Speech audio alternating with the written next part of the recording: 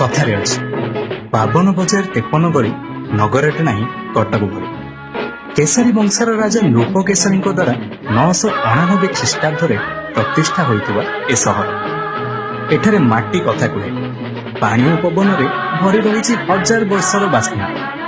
ଭାଇଟେ ହୋଇ କେବେ କାନ୍ଧ ଦେଖାଏ ଏ ସହର, ତ କେବେ ପାଲଟିଯାଏ ମା, ତ କେବେ ବାପାଟେ ହୋଇ ଦେଖାଏ ଅନୁଶାସନର ନାଲି ଆଖି। ଆଧୁନିକ ସହରୀ ସଭ୍ୟତାର ଉପରକୁ ଯାଇ ଏ ସହର ଦେଖାଏ ବିରାଟ ଗାଁର ଆତ୍ମୀୟତା। ଏହାର ଗଳିକନ୍ଦିରେ ଲୁଚି ରହିଛି 1000 ବର୍ଷ ପୁରୁଣା କଳା, ସାହିତ୍ୟ ଓ ଇତିହାସ।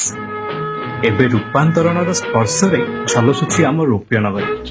ସହର ଛାତି ଉପରେ ଛିଡ଼ା ହେଇ ମୁଣ୍ଡ ଟେକିଲାଣି ନୂଆ ଏକ କଟକ, ଯାହାର ପବନରେ କବିତା ବହେ।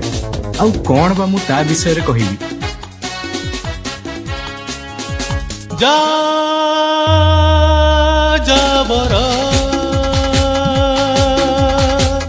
মন মোর